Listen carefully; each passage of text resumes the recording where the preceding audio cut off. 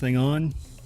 I think it is. Hey everybody, my name is Derek and I am the owner, creator, and head silicone slinger here at Amavidi, where we make silicone toys for adults. All right, we're back.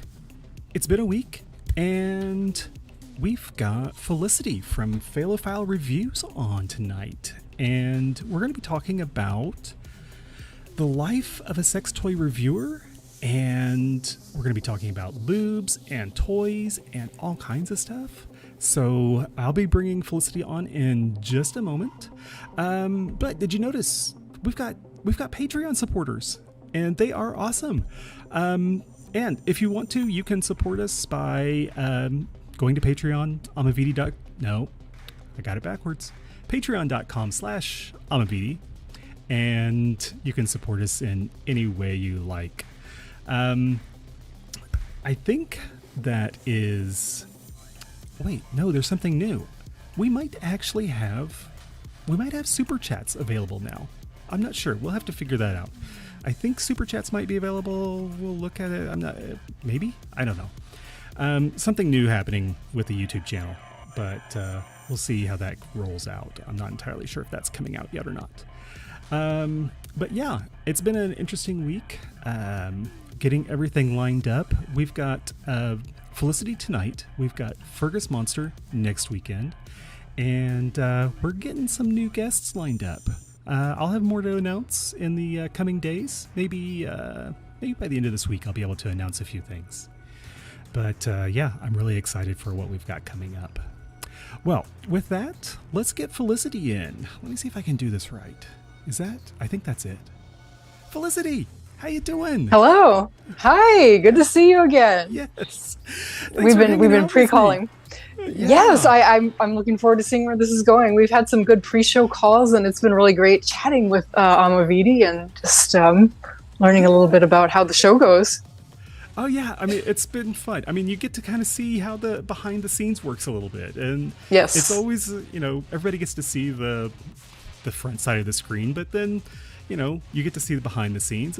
And I've always thought about these kinds of, the way I think of the show is that this is a way for people to get to see the behind the scenes of your life and kind of what your world is like.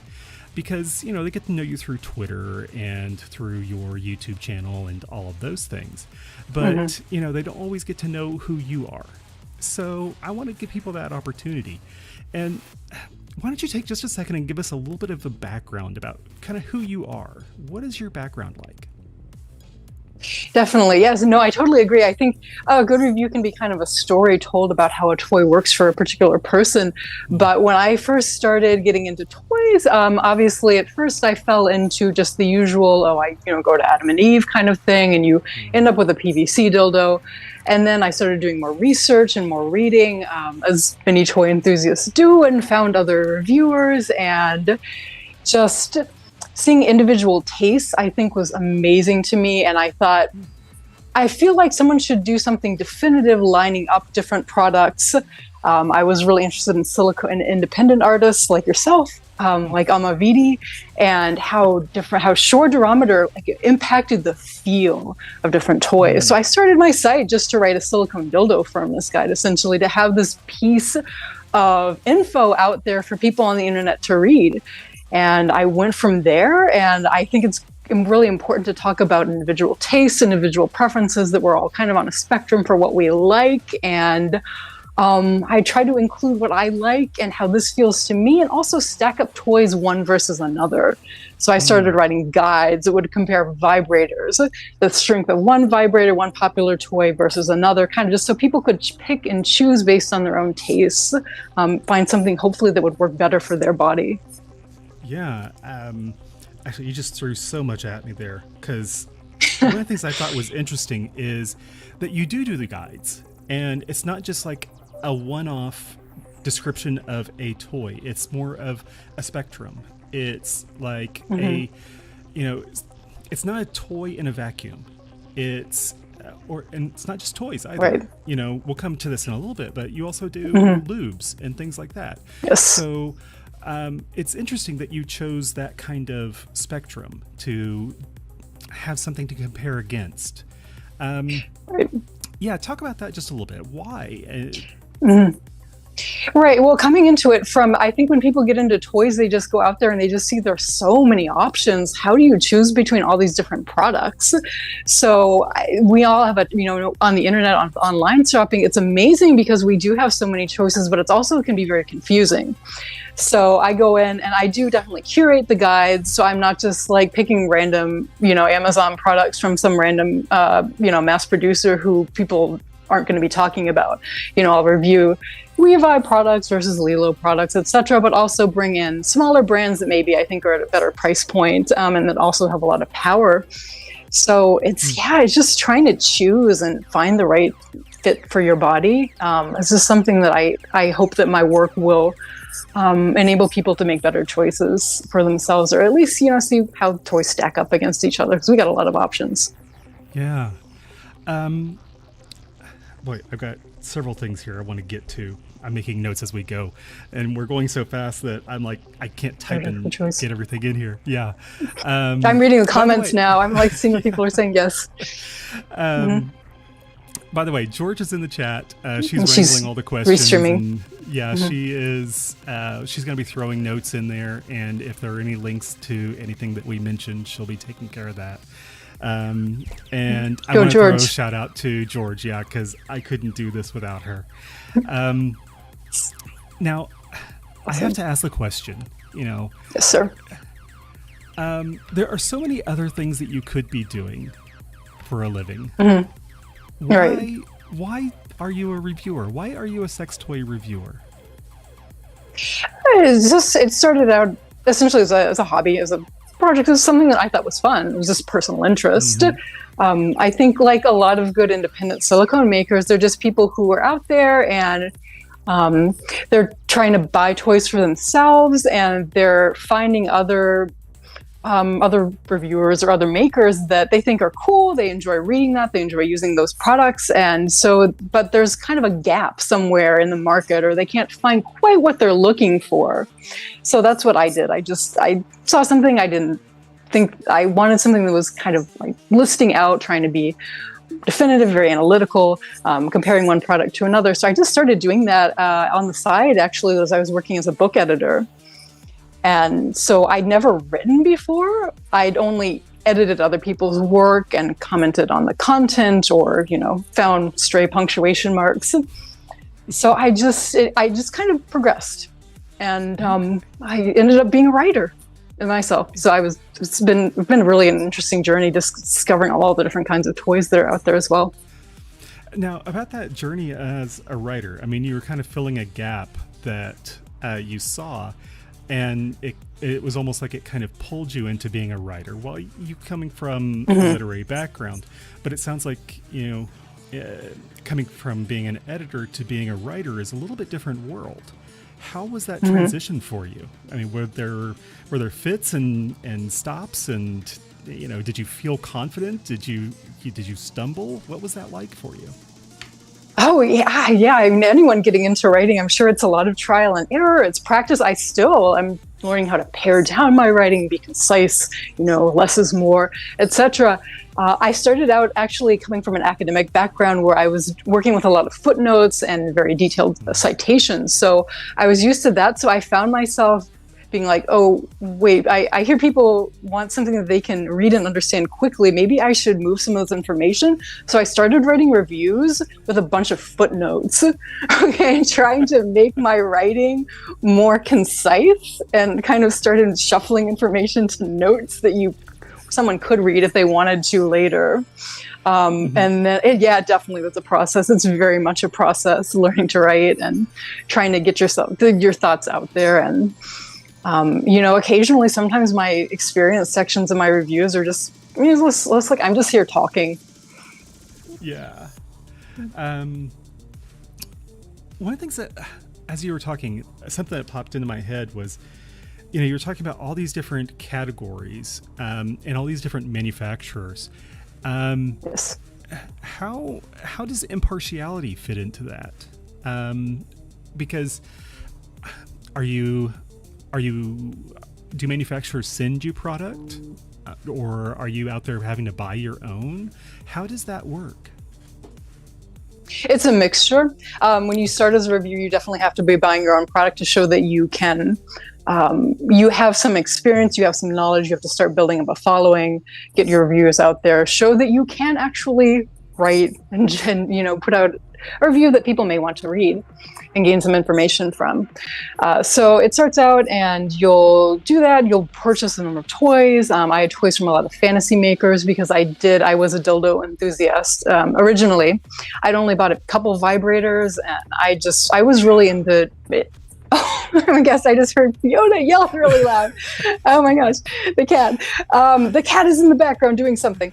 Yes. Yeah, so it starts out, you buy your own products, and then you'll start, once you build a site, you can start working with affiliate retailers who typically will be doing more big brand things depending on the shop. So you will get a product for free, although you may be putting 8 hours of labor into writing a final piece in exchange for a $30 toy, as you're trying to get your writing style developed and figuring out SEO and figuring out graphic design and figuring out how to run a website. So there's that. And then occasionally manufacturers will send products also, definitely without cost, expecting that you'll be linking to some retailer. So there are a lot of different cases that it can be. Also, in some cases, people will take money just simply for writing a review and disclose that at the end. And what about editorial control? Do any of the manufacturers ask for that? Or am I using the right words there? I think some manufacturers, I don't work with manufacturers who are going to tell me what I have to say in a review. Okay. I think that's probably more prevalent with, I get a lot of requests from Amazon sellers who will be wanting someone to write a positive review in exchange for a free product on Amazon. So I don't work with that kind of seller, but I'm sure it's happened in some cases, but luckily I've been able to curate enough where it's just like, there's no reason that I would work with someone who wanted control over my work before it was published or after it was published. I mean, if there's something that's factually wrong, and a manufacturer writes to me and says, "Hey, we saw this thing in your review. This is actually, we'd like to correct this," then I might consider that. Although that case hasn't happened to me yet. Like one time they called it a typo. One time someone found a typo, which I appreciated. That was great. An editor had a typo? Yeah, I mean, sometimes you just want to publish something so much that you don't do the second edit before you publish it. It definitely happens. Yeah. Well, it sounds like, if you maintain some, what's the word I'm looking for? Integrity in the beginning, that it doesn't continue. Well, it doesn't create a problem in the first place, and you never have to deal with that problem in the future. I think that's true in general. Yeah, you just have to work with, reputable shops and reputable manufacturers who will curate their products, or at least be fully transparent about when products are maybe made of PVC, and you could choose not to go with that product. So I really like to work with brands that have a very strong focus on body safety. Was one of the other points of starting Phallophile reviews, was to promote body safe products and educate on things that are non-toxic and non-porous. Right. George just gave me a note that my levels were a little bit low, so let me know if my volume is kind of low there. So, or if you have any problems hearing me. Now, you said you came in as a collector, yes. And now was that collector as for indie toys? It was indie toys along with other toys that I'd seen really good positive feedback about. It depends on whether you consider Vixen Creations to be an indie manufacturer. There's a small American brand, maybe. Right. This is, independent silicone artists on Etsy, back when Etsy was where all the cool indies did hang out, along with, Vixen, Tantus, brands like that. Mm-hmm. Yeah, Tantus is, it's fairly well known, but it's still kind of independent American. But, yeah, they seem to be very, very conscious of their quality. Yeah, they were one of the first manufacturers of silicone products. I think it started out with, back in the history, there was Vixen started out really early, Tantus started out really early in the 90s, in the early 90s, just Metis Black making toys with a partner and focusing on silicone products that were safer. Yeah. And Square Peg got in the game. Square Peg Toys was an awesome manufacturer, the first maker of 100% super soft silicone I appreciate a lot. And then after that, you got into Bad Dragon.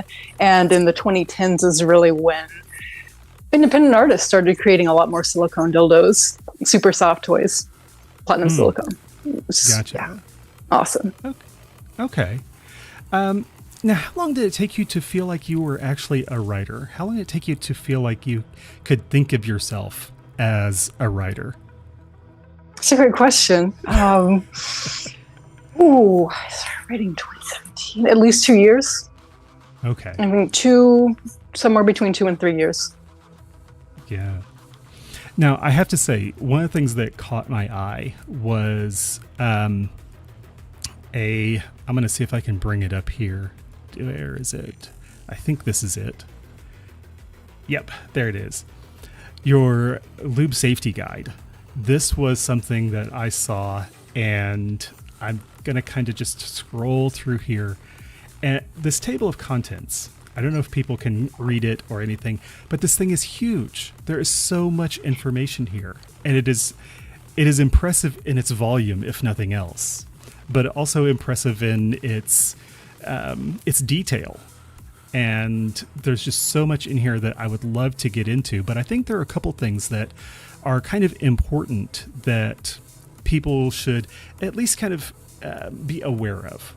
And why don't you take a moment and kind of give people kind of the idea of what brought the article about, and then maybe some of the highlights of things that are important that people should know about lubes. That's true. Okay, so lubricant safety is a topic I think that the information is even not as thorough as we find a lot of awareness about body safe toys now, luckily. You see people talking about silicone and how it's safer than thermoplastic elastomer, thermoplastic rubber, TPE, TPR. So silicone toys and even essentially non-porous ABS plastic. These safe toy materials I think are really well known, but what it's easier to gloss over and to realize is that lubricants can be safe, body safe, or not body safe as well. And it's hard to tell what is safe. We see certain lubricant ingredients that will alter what we call the osmolality of a lubricant, which is essentially its particle concentration.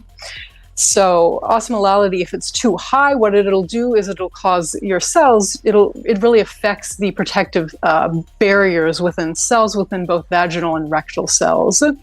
So this can leave those cells, if a high osmolality lubricant is applied, it can leave them more prone to damage. It can leave them more prone to bacterial infection with the vagina. And we also have the issue of pH. So this guide does both osmolality, which is really, really hard to find information about for a wide range of lubricants. So that's why I had to do a table and actually acquire an osmometer, a working Advanced Instruments osmometer, to test just all these different lubricants that are out there on the market to try to measure them for how safe they are based on the medical studies that we do have now. And also pH, because pH is especially important with vaginal lubricants because the vagina is acidic. In order to protect against certain pathogens, you can get a bacterial infection, bacterial vaginosis, and other harmful things going on if your pH is too high. So, I mean, a lot of water-based, this only applies to water-based and hybrid lubricants, first of all. It's water-based and hybrid lubricants that you're going to have these safety issues with. And the really scary part is that lubricant safety, the testing has traditionally been done based on a model. If you look into, I also have a full medical studies list that will go into all the data discussing this. It is a lot to take in, and I try to put it in kind of a briefer form that you can absorb easily in the guide. But the lubricant testing that traditionally has been done for vaginal safety has been done on rabbit and guinea pig vaginas. On tissues of animals that their vaginas do not have a similarity with the normal, healthy human vaginal microbiome. So these kind of older testing models, scientists since the 2000s, the early 2005 and onward, have started doing more tests on reconstructed, extracted vaginal tissues to look at how osmolality does affect these tissues, not on animal models. So it's been kind of a revolution that I think that the medical profession has been very slow to catch up on, as far as FDA lubricant approval is concerned. You have glycerin-containing lubes, and high concentrations of glycerin can be very problematic, and they're still used by even doctors' offices based on this because of this older testing model. Yeah. Okay, so osmolality. Correct me if I'm wrong. The way I'm kind of understanding that is how likely it is to hydrate or dehydrate a cell. Is that fairly accurate? Yeah. Yes, it's so that the human cells will push out water in order to compensate for this lubricant with this very high concentration or osmolality.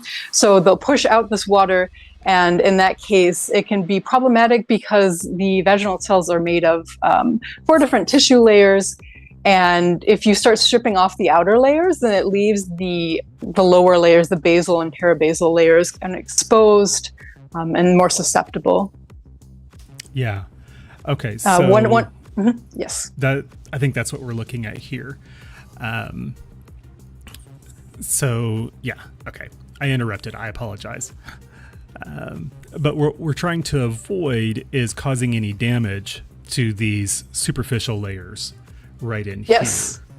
Okay. Exactly. And some of the lubricants that do have really, really high concentrations, hyperosmolar, will even start to degrade in this parabasal layer, and really just if you look at some of these cell cultures that scientists have done, it will just it just becomes this broken wavy line as the tissues are changed by the lubricant. Is there any way that somebody could know what the osmolality of a lube is if they didn't have this guide? There are a few select manufacturers who do publish that data. Besides that, generally not. There are 2 companies that do, who have been focused on these kind of forthcoming studies for the past 20 years. 2 of them are Good Clean Love and Yes, or just Yes Lubricants, who's based in the United Kingdom. Good Clean Love is a US brand. And they're found in a lot of drugstores as well. So even Walgreens will have Good Clean Love. Mm-hmm. So they're part of the select group, very rare, who do publish, who consider their lubricants isoosmotic, which means that it's balanced. It has a safe water balance for either vaginal or anal tissues. It's interesting because vaginal and rectal, colorectal tissues do need about the same osmolality fluid balance for safety reasons. So, whereas pH is different between the vagina and the rectum. Gotcha. Well, that's good because I was going into pH next. So the pH, as you mentioned, between vaginal and anal lubes is going to be different. And, well, I would assume that, to be healthy, they should be different. And I think that you go into that in your guide. Yes, it was really interesting to me because I didn't know this until recently, that the rectum tends to, it's hard. Okay, vaginal pH is set very firmly. There's this very firm range that almost everyone will accept, that a healthy pH for the vagina is 3.8 to 4.5, outside of a menstrual cycle, in which case it may be somewhat higher for a few days. Okay, so 3.8 to 4.5 for the vagina. However, for the anus, for the rectum, not the anus is the whole, but the rectum, the colorectal area, it's going to be more around 7. It's going to be basically neutral, not acidic. It's going to be somewhat alkaline, maybe up to 8, even 9. So it's not acidic in the same way that the vagina is, naturally. Okay. And now, you mentioned also that this is more specifically toward water-based and hybrid lubes. So Yes. when we get into silicone-based and oil-based lubes, then we're talking about different parameters? Yes, exactly. Since I wrote this, I've had a few people, I think I may have inadvertently freaked out because they were using silicone lubricant and are now worried that it may be harmful. And silicone lubricant may cause some problems with cured silicone toys, may cause a little bit of problem with your platinum-silicone products in some cases, but it doesn't pose any safety issues that we know about for vaginal and anal use. Silicone lube is great. It's seen as it's on these cell cultures that I've looked at in all the studies that do relate to the osmolality of water-based or even hybrid lubricants. The silicone lubes just don't really, they don't have a pH or an osmolality, so they don't have the same problems with dealing with breaking down the cell barriers. Okay. And what about oil-based lubes? Yeah, oil-based is kind of along the same lines, although there are some concerns, and I haven't really seen a conclusive answer about whether coconut oil specifically can be problematic for vaginal use. Some people are concerned about that. Some people think it's fine for vaginal use because coconut oil does have certain antimicrobial properties. And so you will sometimes hear about people trying to use it for yeast infection, and I don't have a conclusive answer about that. Okay. Gotcha. Oh, I should mention this. Let's see. I want to make sure I get this right because, yes, this is a normal disclaimer that we do, and I forgot to mention this earlier, is that, as always, any of the products that we mention, it's because we have experience with it, or it's something that we've used or that we like.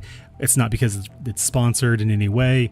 We're not getting kickbacks. We're not getting any kind of sponsorship money or anything like that. So I just want to remind everybody that if there are any products or anything that we do mention, it's not because we're getting sponsored in any way. So that's right. I would do a lot better selling most of these glycerin-containing lubes, and would make more money selling those than with Good Clean Love. But Good Clean Love is the safer option based on all the research and all the testing that I've done. I actually just saw Good Clean Lube at Walgreens this week. Right, they're pretty well distributed. Yeah, I saw it on your list, and I was like, I wonder if it is actually at Walgreens. So it's actually really easy to find. And it's one of the ones at the top of your list, isn't it? Yes, right. So that's great. One of the most really in that safe isoosmotic range. It's just the fluid concentration is right on. The only thing is that I know some people have scent sensitivities, and their first lubricant, almost naked, have a strong vanilla smell. So if you have a problem with scent, go for the one that's called Bio Nude. It is scent-free. So there's that. There are, yes, and based on the UK, has some well-balanced lubricants and also publishes very accurate osmolality data and is very concerned with the science of lubricant safety as well. Most other lubricant makers do not publish any data, but some of them are reasonably, they're slightly hypoosmotic. They have a little bit of a low concentration, a little bit closer to water. Water is 0 on the scale, by the way. Milliosmoles per kilogram that osmolality is measured in. Water is a 0. So you have that. The slightly lower lubricants are all the studies that have tested them on colorectal and on vaginal epithelial cervical cells cultures have seen that lubricants that are slightly in that slightly lower range are pretty safe too. So liquid H2O comes out looking pretty good. Good Vibrations has a Please gel lubricant that's also in that good range. So there's some options out there that come out pretty well balanced. It doesn't have to be Good Clean Love. Okay. I think George put it in the chat, but I'll make sure that there's a link to your guide in the video description. There was a question about allergies. Yes. Are there any... I don't really know how to ask the question other than, could you talk about allergies or allergens that might be in lubes? Right. So some people are definitely more sensitive to ingredients than others. That's true, and it's important to realize right off. Some people do have slightly different reactions to lubricant ingredients, particularly lubricant ingredients that other people might not have a problem with. Even I've heard people speculating that with water-based lubricants, you do have to have a couple preservatives in them to keep them on the shelf without having any microbial issues within the bottle when the bottle is sitting for a year or more, right? So I've heard of some people, common ones that are seen as pretty safe are potassium sorbate and sodium benzoate. I've seen people speculate, but not really confirm anecdotally that they had a problem with potassium sorbate, but I can't say anything about whether that's true or not. So some people do have different things that tick their boxes. And I've heard from a number of people with vaginas who have responded to my lube guide since then that they really just like silicone lubricant if they've had problems with water-based lubricants in the past. Yeah. Sorry, go ahead. No, nothing. I think that was about the end of my thought. Thank you. Did I see that you had ordered, I think I'm putting the story together if I remember it correctly, that you had ordered some lubes from Amazon and that they were incredibly thick versus what you had found from a local store. Am I putting the story together right there? Right. It's really interesting. I ordered some lubricants. I ordered 3 bottles of Liquid C to see how it is. And all of the kind of not really thick, all the Liquid lubes besides Liquid Sassy essentially were hovering around this range of around this like anywhere between 50 to 150 milliosmoles per kilogram, right? So around 100 is pretty much the median range for all this liquid water-based besides Liquid Sassy, which is more concentrated. So I ordered Liquid C. I got one Liquid C from a distributor, a liquid distributor, and then I ordered a couple bottles off Amazon. And one of the Amazon bottles matched the osmolality of the one from the authorized liquid distributor, and another one was like a lot more concentrated. It was significant. It was over the preferable high limit for osmolality that the World Health Organization set in an advisory note about a decade ago. Interesting. So that was really surprising to me. I don't know whether it kind of goes back to the story of how you never are 100% sure about buying sexual products on Amazon. It may be fine sometimes, but then you never this is the chain of custody essentially is kind of weird. Like you don't really know what happened there. Right. Did you feel like the packaging was the same? Do you feel like it might have been, they looked exactly the same? You don't feel like it was counterfeit or anything? The label looked like really legit. There's no way I would have been able to tell just based on the label, and it was sealed and everything like Liquid should be. So it didn't look like it didn't appear in any way that I could perceive that it was a counterfeit. Wow, interesting. I don't know. Yeah. Dub Sativa had a question. Do you have any thoughts or opinions about powdered lubes like J-Lube? J-Lube. Well, J-Lube is J-Lube the one? I get J-Lube, X-Lube, and K-Lube. Like, I have an ingredients list in the ingredients section. I believe J-Lube is the one with sucrose. Whereas X-Lube is the one that doesn't have the sucrose added. So I would definitely recommend against J-Lube for vaginal use. As far as X-Lube and K-Lube, these are PEO-based lubricants. So they're polyethylene oxide. So you have this bottle of powder, and you measure in water. I had a weird thing where I was trying to measure the osmolality of this different PEO lubes. So I got like the Bad Dragon Cum lubes, and like Jade Jelly, which I think is a PEO lube, and also was measuring X-Lube powder that I'd made at the same time. So I got this one section that was like really clumpy and the osmolality seemed off. And then I tested it again and it was in this range, this very hypoosmolar range. So it was like around between 20 and 50.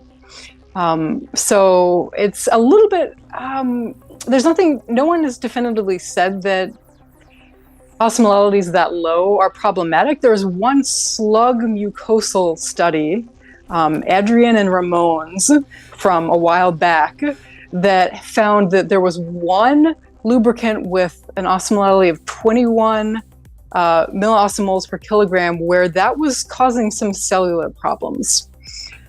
So that data really needs to be repeated by a qualified scientist out there with good human, I think, tissue cultures, so we can study that. So the short story is, there's not a lot of evidence for whether X-Lube would be problematic, but I would definitely recommend against K-Lube for vaginal use due to the sucrose. Okay. And I'm going to kind of combine two questions here. Did I say J-Lube or K-Lube? Well, originally it was J-Lube. Which okay, I meant to say J-Lube. J-Lube is the sucrose one. Okay, my bad. I got the ingredients list. But the bottom line is sucrose is bad. Oops. Oh, I think we lost her. I think we lost Felicity. Are you still connected, George? Do you see?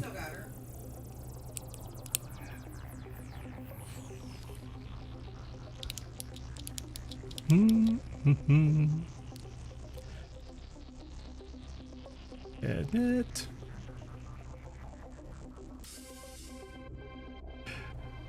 Did I lose you? It'll take a second. Okay, this is my fault. All right, I forgive me. Phone call disrupted my Zoom call. Bad phone call. Oh. Okay, is this the right way? I'm sideways now. I'm sideways. Yeah, you're rotated. There we go. Now we got it. Okay. All right. I messed up the framing now. Forgive me. That's okay. I think we can roll with it. George is on about a 5-second delay, so she's seeing you sideways right now. Oh, jeez. Okay, we were talking about sucrose bad. Sucrose is bad for the vagina. Don't put sucrose or flour in there. Yeah, no, I saw this other Reddit thread the other day where someone was at a sex toy store, this anecdote, and they were like, what do I use for cum lube? And the employee was like, well, you can mix flour and water. And I'm like, oh, God. Oh, God. Don't do it. Okay, so I'm going to combine a couple questions. And let's see, Ben was asking about hybrid lubes and how they play into the question. And also maybe some specific recommendations for silicone toys. Oh, okay. I'm going to need some more information from what the person wants before silicone toy recommendations. So the first question was about hybrid lubricants. So hybrid lubricants are generally about 90% water. So in that sense, they do follow a lot of the same rules as water-based lubricants, and that they do have a pH and they do have an osmolality. So hybrid lubricants could definitely be unsafe as well. There are so many hybrids out there, and it's just...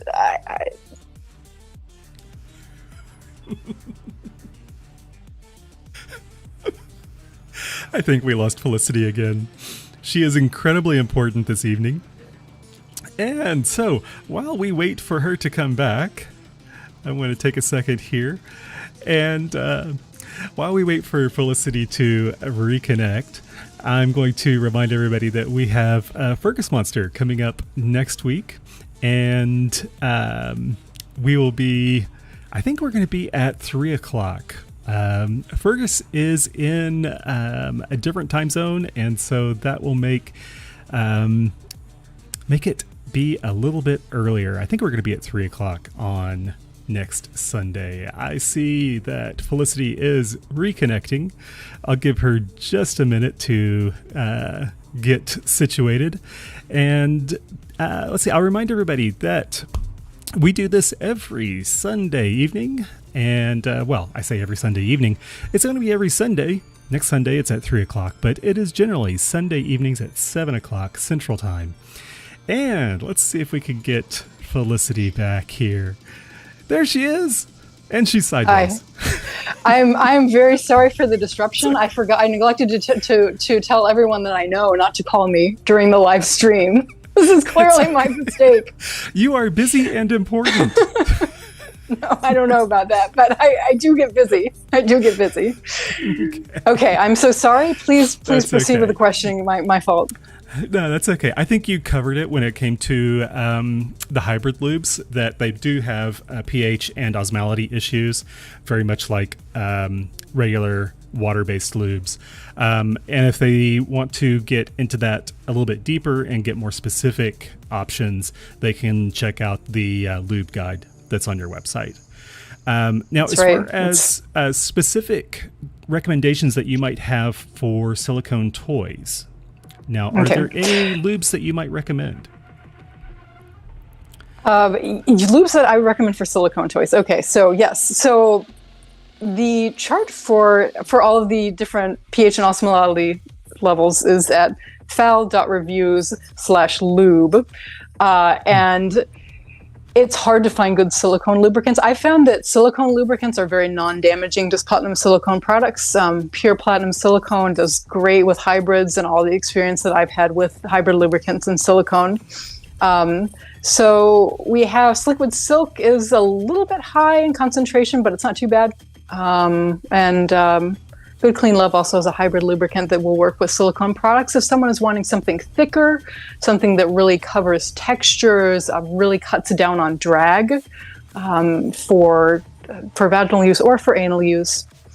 I know a lot of people do like oil-based lubricants with silicone products, pure silicone toys. It can be a problem with silicone vibrators with buttons and things and crevices that the oil is real tough to clean out of for anal use. I think oil can be awesome on, you got your big silicone toys, use an oil-based lubricant. But a lot of people will even use extra virgin coconut oil for anal use is very popular. Gotcha. So I always recommend that folks who are using hybrid or silicone lubes with silicone toys always test it first. Find a spot on the bottom. And I even recommend it with hybrids just because, you're going to spend $50, $75, $100, even $200 on a toy. Take 5 minutes and just test it, and just save yourself some heartache.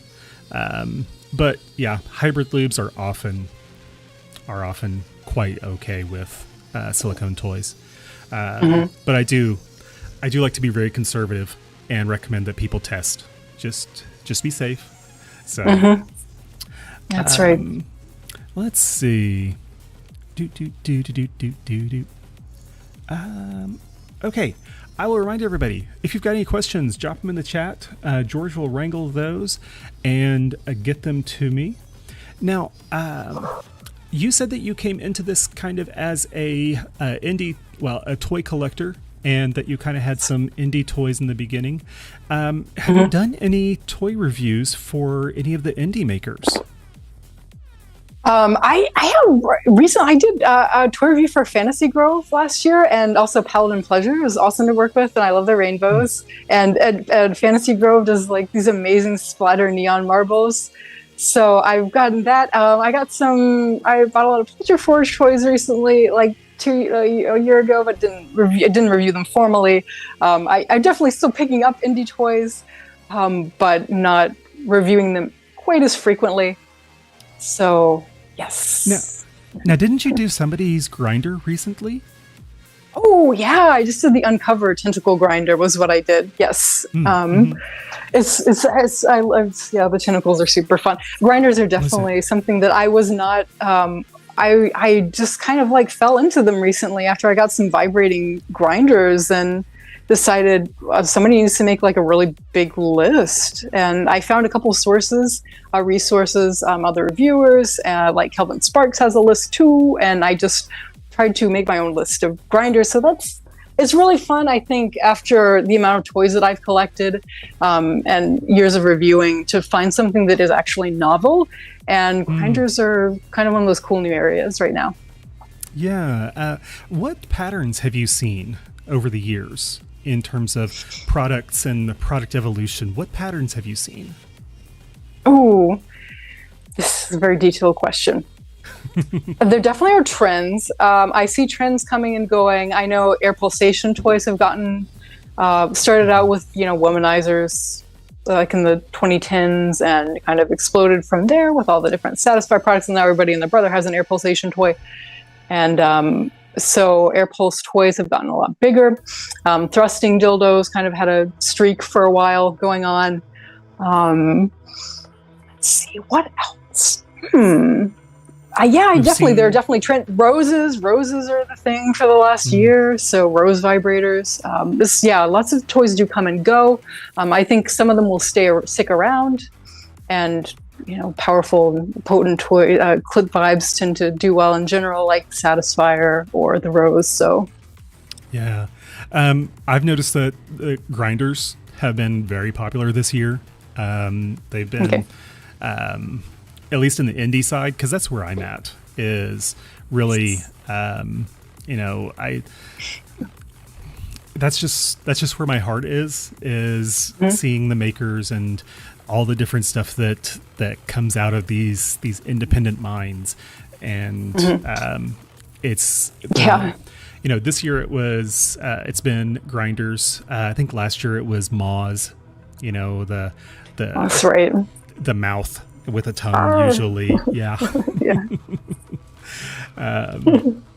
And we're starting to see some really interesting colorations, and always.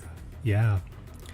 So right, the near clear boom is kind of like winding down a little bit. Maybe not necessarily. It's still going strong in some quarters.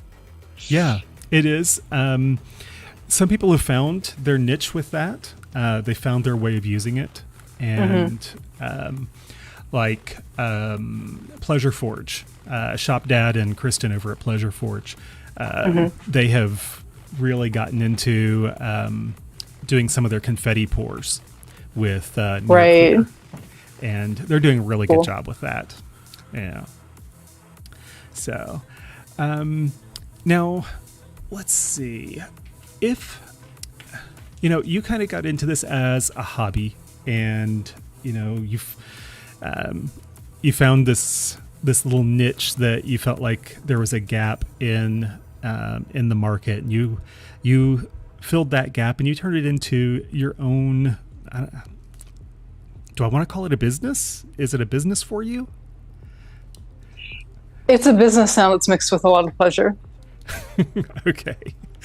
Well, what if somebody wanted to get into that business? How would they go about doing that? Well, you buy toys, analyze them, start writing about them, do a lot of practice reviews, and start a website. And that's it.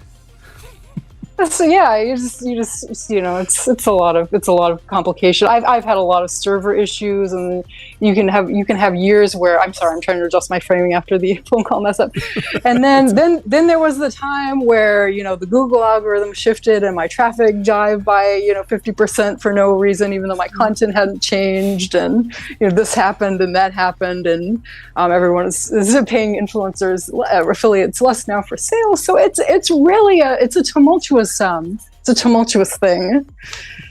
Yeah. So there's a lot to figure out. Well, what was it that? Yeah.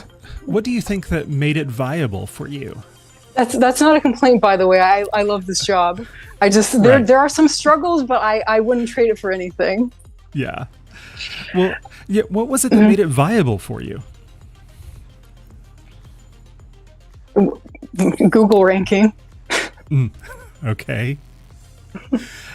But then I guess affiliate links. Yeah. Yes. Right. That's correct. Okay. So, okay. So somebody that was wanting to get into it, they've got to have writing skills. They've got to be able to think analytically. They've got to be able to put those thoughts into an original form, and be able to rank in Google, I guess. Yes, it's also graphic design, photography, link building. There's a lot of different avenues that are go into it. Okay. Let's see. Now, what about makers who wanted to get in touch with you and get into or have you do reviews? Is that something that you would be interested in? Sure, I love supporting indie artists, so it's definitely always something that I'm open to. Getting more independent makers. I think that I do obviously, want to represent brands that people are going to be seeing at local toy shops, big brands, but I also want to be able to give different options for people who want to buy small business and, support just really people out there figuring out their craft and making beautiful works of art. They're also toys, pleasure toys. So, yeah. Is there any particular category that you like? Okay, so yes, so I definitely always want to be clear that I have my tastes and this is the perspective that I review from. And my particular thing is that I like toys that have some degree of realism. So I'm never going to write like an anal snake guide I can't write a tentacle dildo guide because I think that they're really fun. But I like something that has a head on it and maybe some additional shaft textures. But I tend to gravitate towards shapes that have something of a realistic characteristic in some way. Okay. So plus fun textures sometimes. So heavy fantasy stuff is a little bit outside of your world. I wouldn't say that it's. I guess outside of my world is I'm familiar with it. I own, toys that are knotted or very non-realistic and use them and enjoy them, but they're not my favorite thing. I like there just to be some kind of I'm a G-spot person. So I tend to gravitate toward toys that will have a forward curve or some kind of prominent ridge for G-spot pleasure specifically. So that's my slant as far as the individual personal reviews are concerned. Okay. Now, what does your collection look like? How big of a collection do you have? Oh, it's kind of expanded into like a closet, a laundry room, and this whole area of my bedroom currently. So it's kind of overflowing. Other than there's the other closet. This is the box. This is the first fantasy box I filled up in the main content. So let's see how well I can do this. Let's see if you can see what all is in. Just like I have a dildo bath shot from a while back, but that's hard to see all of them. But we've got some, Barime. There's the Mexican Mustang classic. I'm probably getting a bad camera angle now, aren't I? Bad camera angle. But I've got just a box. There's a box, and then there's some shelves, and wow. it's a little bit just some of the expanse here. Got the drawers of. I'm not particularly organized. I love these people that do these walkthrough tours. I've seen HeyEpiphera.com's walkthrough dildo closet tour, and I'm like, wow, that is impressive. I'm not that organized.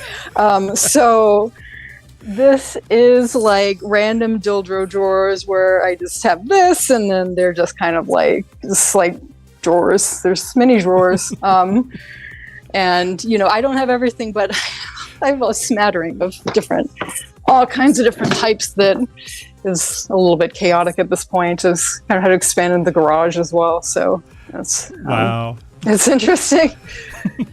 But it's sad because I get people like, well, you don't use these. Can you sell them? Can you pass them on? And it's like. Right. Some of them I definitely would, but I also don't want to give away my home address. So, also. I do keep the vibrators specifically so that I can compare them for future guides or rankings that I would want to do. Right. Just to the power as long as the vibrator motor will last. Gotcha. Whatever number of years. So. Yeah, because I mean, you mentioned it earlier that you like to do comparisons, and if you sell it and it's gone, it's kind of hard to do a comparison. Yes, that's right. So. Clear storage for her birthday. That's right. I have some clear storage, but some of it's kind of blacked out. The black storage, yeah. But yeah, I have the This is the small and the large. The smallest and the largest like toy comparison kind of thing that I've got going on here is for a prop. Oh wow! Wrong way. It's grandiose. Yeah. So George is impressed. Yeah. It was. Let's see. Have you thought about doing any designs? Have you thought about becoming a toy designer? I have a couple designs. I worked with an independent maker called The Pleasure Tailor to create a couple custom products recently, which was pretty unique. One of them was realistic. One of them was the realistic G-spotter. And one of them was a pegging-oriented toy. So it's every now and then that's two cases I've gotten a chance to do something a little bit custom. Besides, exploring the beautiful like custom options that I know you do at Amavidi, you do the different colorations where people can kind of select between the colors they want, the firmness they want, something like that's more of a traditional fantasy custom. Obviously, that's always awesome. Just getting to see like a surprise me pour from a maker or specifying, I want these 3 colors and this density for this toy that I like is, that's cool. Everybody should be able to do that. One of the things that is very hard for me to explain to people is how shape and size impacts firmness. Yes, that's true. And not necessarily firmness, but the perception of firmness. Because you can have something that is, you can use the same firmness of silicone in 2 different shapes. And the shape itself can change the way that that firmness is perceived. Right. And that's when I started the silicone dildo firmness guide, my first essentially real guide. I'm just kind of listing objects by shorterometer, all the toys that I had available whose maker would disclose the shorterometer. But I think that can be a helpful indicator in some ways, but it's also, it's true that the proportionality of a toy really does change. So it's how thick something is for how long it is, right? So something that's shorter and thicker is going to feel harder than something that's long and thin, even if it's in the same shorterometer. Yeah, and that's one of the things I flop around more. Yeah. That's one of the things I try to explain to people is that, they get set on this idea that they want a 0050 or they want a 0030. And I'm like, that's not going to work. That's just not going to work for this shape. And, if it's something that's kind of, right? This is the same density. You got this. Let's see. Oop, go a little bit to the side. Kind of pushes a little bit, and then it's like, and then you have this one, and it's like, there's all kinds of flop. Yeah, this like seems so much more flexible because of the proportionality of the toy. Yeah. So you're right. Yeah, to guide people like that. So, what about your friends and family? Do they know what you do? Friends definitely. My parents kind of, they don't ask questions, but they know that I work with toys at this point, and I've been lucky. My family's always been supportive and been like, follow your dreams, everything, which was hard when I was kind of a starving book editor for a little while, and a liberal arts major, and so it's cool. I think they're generally supportive and just want me to be doing well with my family. So I've been lucky. Though part of my fault that they kind of know maybe a little bit more than they should, because I had product samples sent to their place because I live in an apartment, and I'm really like, I've heard about so many stories about people getting their packages lost in their apartment mail rooms. Over the past few years that it's like, if it's a big box, I'm like, send it to my folks' house. So I'm looking at a box and it's like, one of them was like, Doc Johnson on the side, and these like huge letters. Oh, God. And then you go over to pick it up and your mom has it on the kitchen table. Yeah, no. My dad's like, here's your box. He just refers to everything as an Amazon box, which is kind of funny because, none of the toys come from Amazon. So he's like, you got another Amazon box. But they're generally supportive of what you do.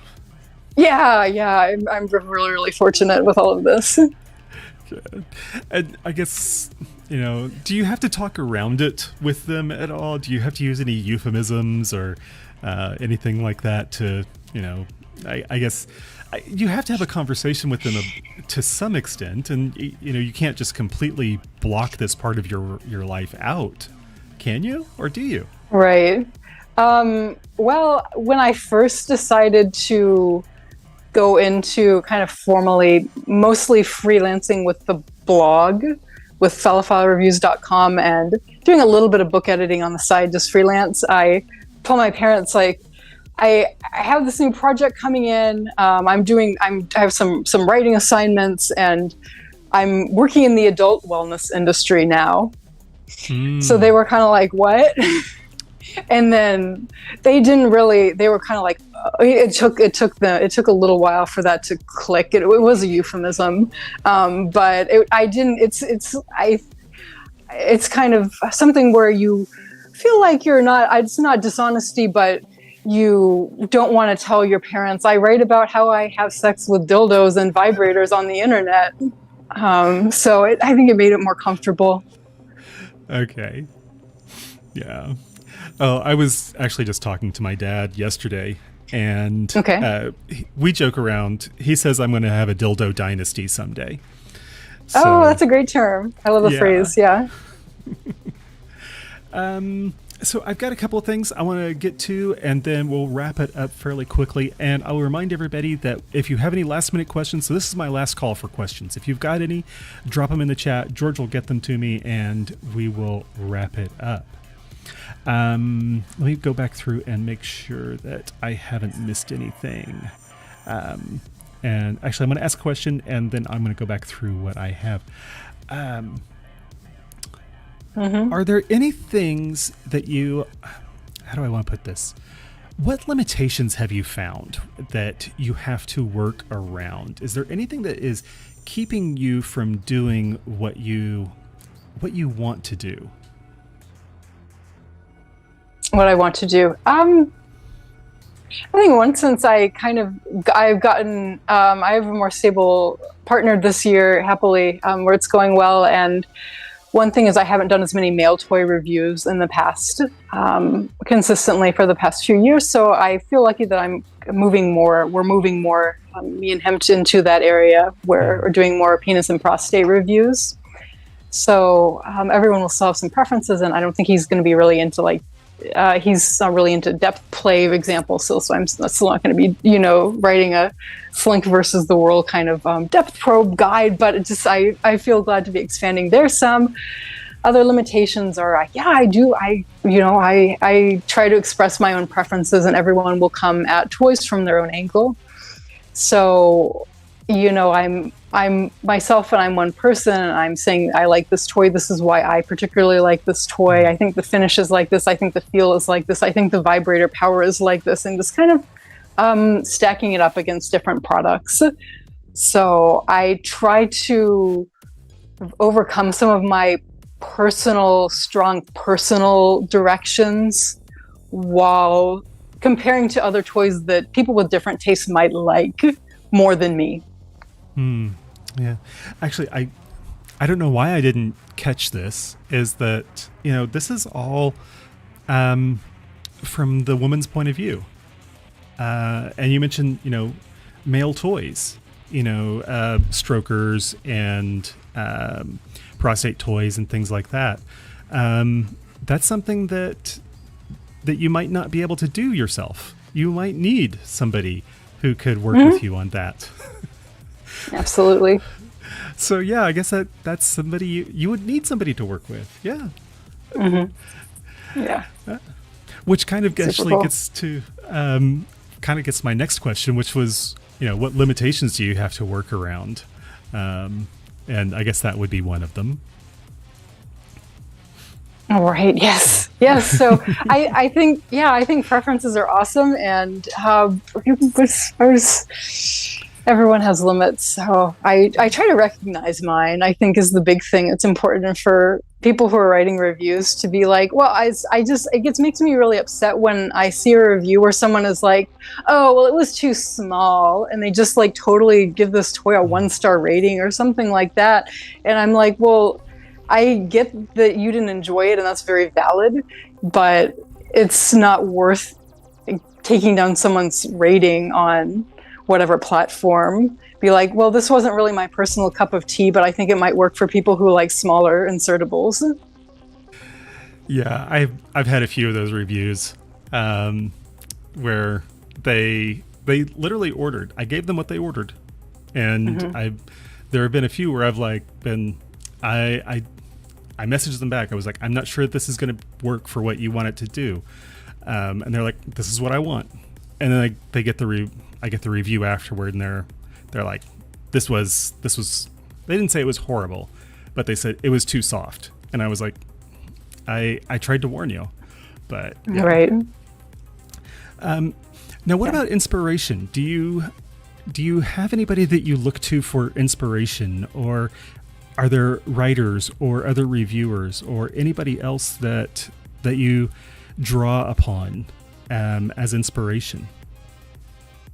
Oh, I think what I mainly do is at this point I don't read other people's reviews if it's for a product that I don't own. I tend to not read other people's reviews of a product that I'm working on reviewing myself, because I don't even subconsciously want that opinion to cloud my judgment. Although there was one exception. When I recently did a review of some Uberime grinders, and I knew my preferences were going to be totally different than Betty Butch's, and I think she's an amazing trans reviewer who also has a partner with the clit and vulva. So they both have different perspectives. So I kind of like just their review. I think I threw their perspective into my review to kind of give someone's different perspective that I knew I wouldn't be able to give that kind of feedback. So yeah, I try to not just work based on other reviewers at this point, but I originally, of course, when I got into the business, Epiphora.com and DangerousLily.com were the reviewers who started this whole trend of this body safe movement and really putting it out to the public, and huge props to both of them. Epiphora is still going strong. It's amazing after a decade. So definitely props for just kind of seeing her style as a way that you can be cutting and incisive, and then give your own feedback about how a product is, and you don't have to say that something is great just because it's by this maker or that maker, or you're supposed to like it, or it's expensive or whatever. Mm-hmm. Okay. I just realized I've got a bunch of pictures that I had never brought up for us. You want to take a minute and we'll go through them real quick? Okay, sure. Yes, right. Please. I just threw those in. Okay.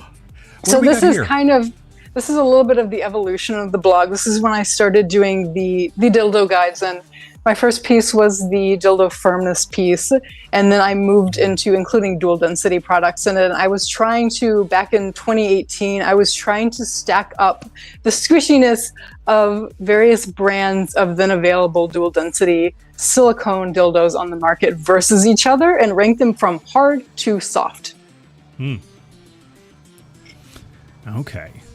Have you ever thought about getting a durometer tester? Oh yeah, I have a durometer. I have an agerometer currently. I'm thinking about I've debated back and forth about spending several $100s for the 00 durometer. Yeah. And let me know your thoughts on this, because my feeling is that owning a lot of products that are definitely as certified by their makers, either 0030 or 0050, even a few 0040, that the difference between the 3 and the 5 and the 00 sure is really changes your perception, changes on how thick the item is, Although there's a slight difference. So I don't know. I might go for the 00 durometer at some point, but at this point, I've been working based off of the A durometer for years. And the interesting part is that a toy that's 0050 will measure as 0.5A if you poke it in certain places. It has to be a little bit harder, though. So it's also with the durometer testing, you also have to know how to use the pin and what point you're sticking it in the toy and how hard you're pressing and the angle of the pin. So, yes. That's a really hard question for me to answer because size and shape changes the perception. And it's a measurement can be deceptive. You might be able to objectively say this is a 0030 or this is a 0050, but that's not going to necessarily tell somebody how it's going to feel. That's true. So it's a really hard question for me to answer. Yes. And there's such fractional differences with the really super soft silicones that I think it's worth it for people who do have a large toy collection and are used to the variations. That info can be useful for them, but for just someone who's walking in off the street, it may not be as helpful. Yeah, so they don't take maybe the other at the factors in. "quote unquote" connoisseur level, it might. Yeah. Also, some silicones, especially the near clears, can change firmness if they are subjected to heat.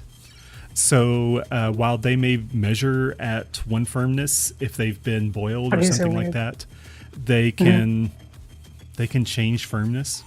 Right. So, You have the dimethicone kind of seep out a little bit more over time. Well, after a few years, right? They become a little bit harder. Yeah. And so these are your, it looks like vibrators and thrusting toys. This was one of my other this is early days guides when I first started writing these comparative pieces. This was when I got into the thrusters, thrusting dildos, and the pulsators. Right. So they are, and that was so early that I threw in a rotating plug at the end. So it was like anything with its self-propelled motion. It's like very early on. So I had the Stronic pulsators, the Velvet thrusters, and the Maya Maximum thruster, and that pipe dream thing. And anyway, and then the rimming plug with the rotation got thrown in again at the end. And at some point, it found its way into a separate piece on pure rotating toys. So, yeah, gotcha. Part of the evolution. And then these are all your wands. This is my wand picks guide. This is, yes, and most of these still hold true, except the WeVibe wand is currently discontinued, may or may not come back at any point. But this was when I was writing my wand vibrator power ranking back in 2019. I started trying to baseline the strength of these products, all these different vibrating wands, and their versus the magic wand, which is the gold standard for classic wand vibrator. Basically, the strongest on the left.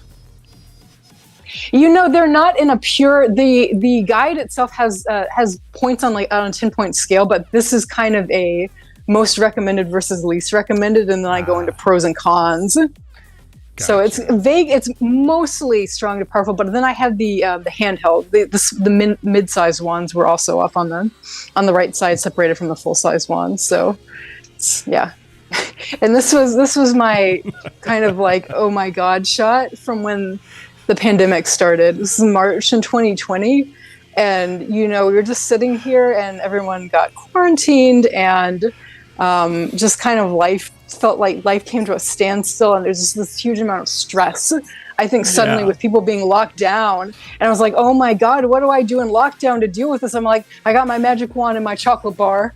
We literally built this behind me. Yeah. And then we got a little bit of a view earlier, but then we've also got this one.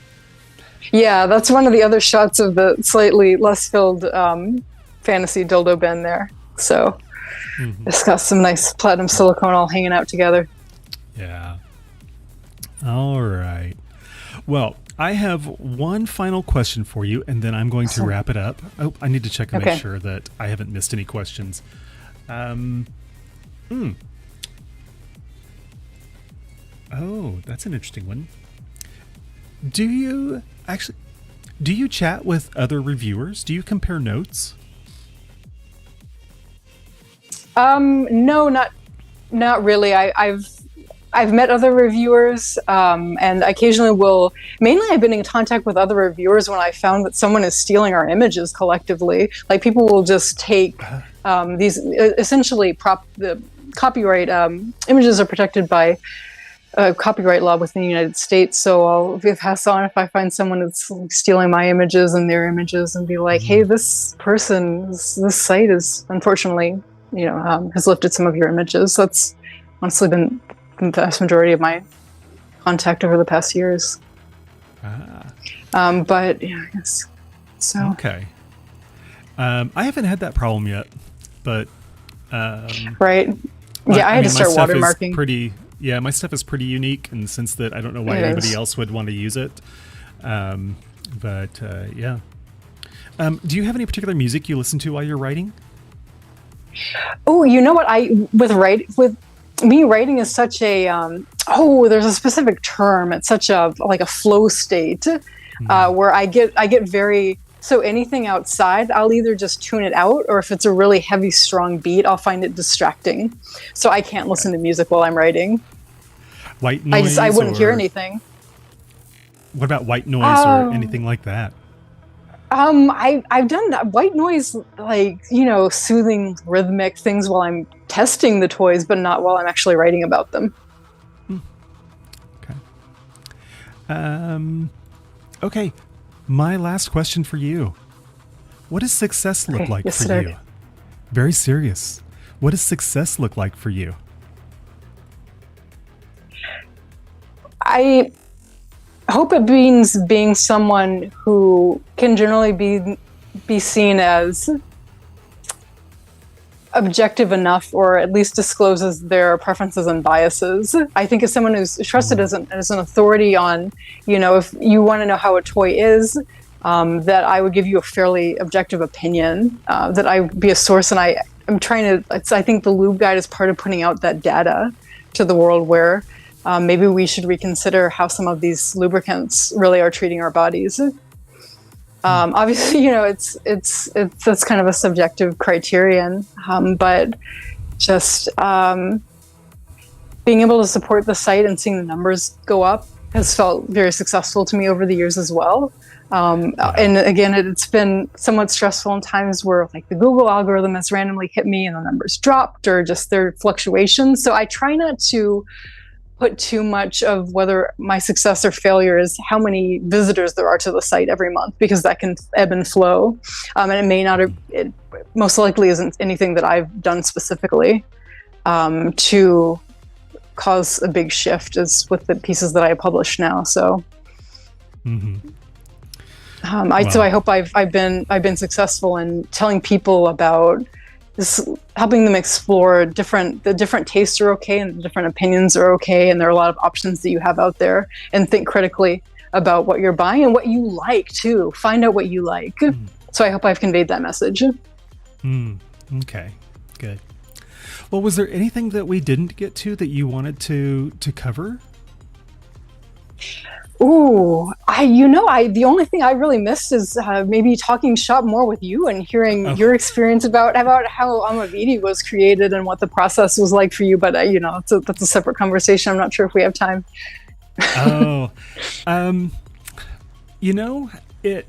For me, I am.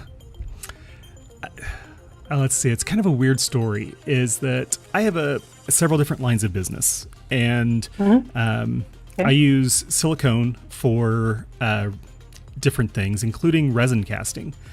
And awesome. I was looking at silicone and I was going, what else can I use this for? I mean, and I've been using silicone for years, probably over 10 years. And I was looking at it, I was going, what else can I use it for? And then I was like, well, I can make molds. I can make candle molds.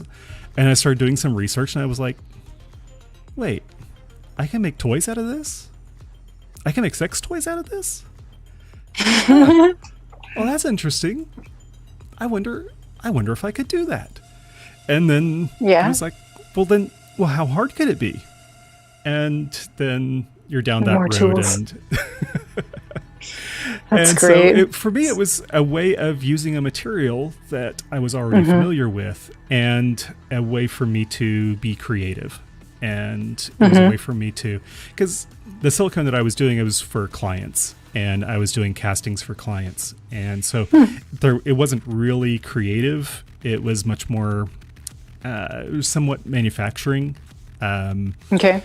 And so this was a way for me to be creative, and a way for me to kind of play with art.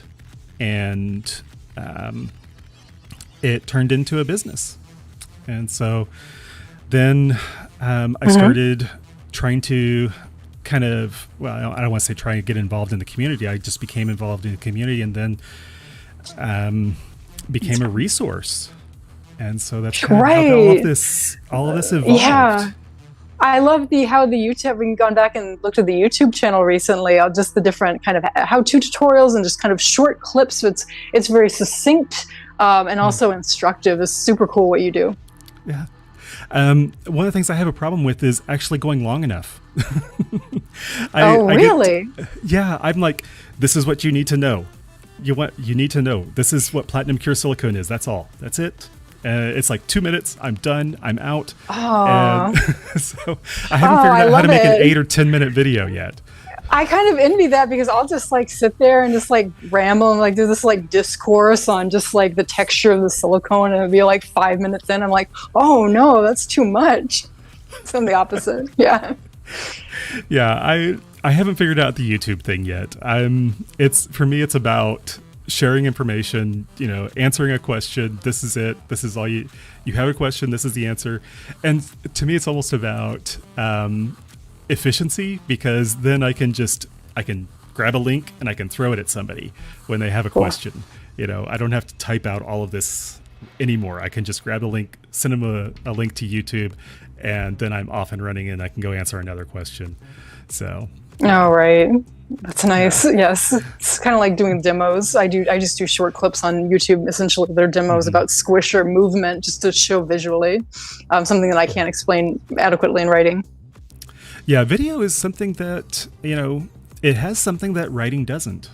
So, there's some things that you just have to do video. Yeah. Yeah. I agree. Well, if there's nothing else, then I will let you enjoy your evening. All right. Awesome. Yeah, I like the shirt bit too. Thank you so much, Derek. It's been awesome. Yeah, absolutely. Why don't you say goodnight and then hang out for a minute, and then we'll do a wrap up, and I will say goodnight to everybody. All right. My apologies again for the cutouts. You did a great job covering. It's all right. Thank you. Thank you so much. Good night. All right. I'll talk to you in just a minute. All right, so that was Felicity with Phallophile Reviews, and there will be links in the video description and chat and all of the different places. And Felicity has been wonderful, and her lube guide has been incredibly informative, so definitely check that out.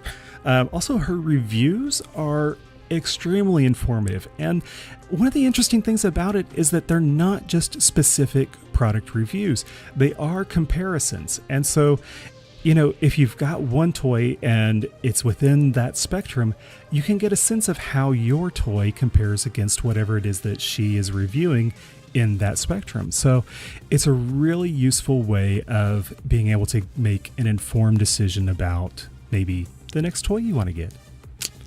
And with that, I am out, and I'll see you next week. Bye.